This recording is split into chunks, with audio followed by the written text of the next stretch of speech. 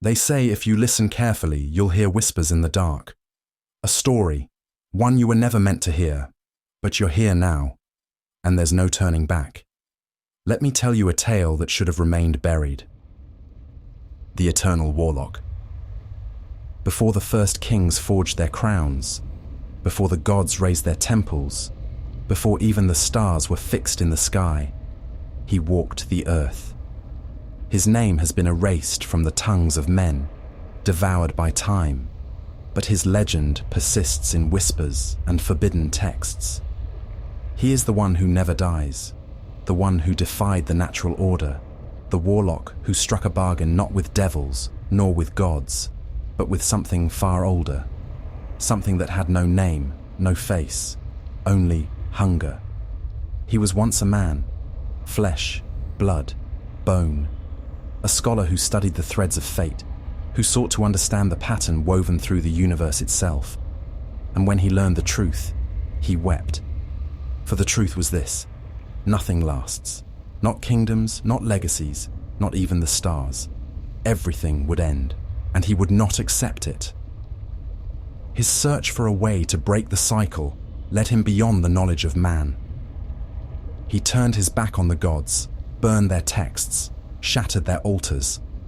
He scoured the world, descending into the darkest places, the forbidden ruins of those who had come before. He uncovered secrets meant to stay buried, spells that should never be spoken. He cast aside his name and became something other.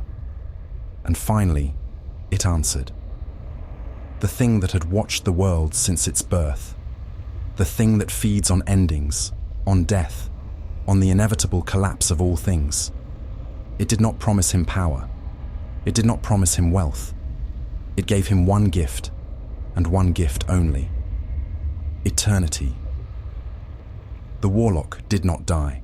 The years passed like whispers on the wind, but he remained. Empires crumbled, their thrones rusting to dust. Generations of men lived and perished, and still he walked among them, his body unchanged, his mind growing ever deeper, ever darker. He no longer hungered, nor tired, nor felt the pull of time. He was outside of it. But there was a cost. For every year he remained, something else was taken. The first century, it was his reflection.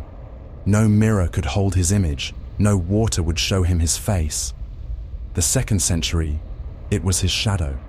He walked in the sun, but it cast nothing behind him. The third, it was his voice.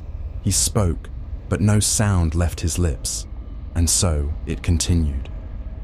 Every 100 years, a part of him was consumed by the thing that had granted him eternity, feeding off his unraveling existence, feasting upon the fragments of what he had once been.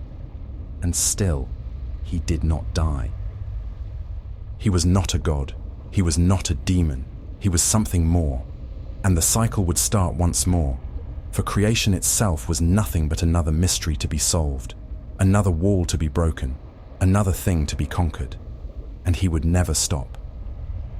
The warlock drifted through the void, watching as time spun itself anew, watching as the first stars ignited, as the first planets formed, as the first creatures took their trembling steps upon new worlds.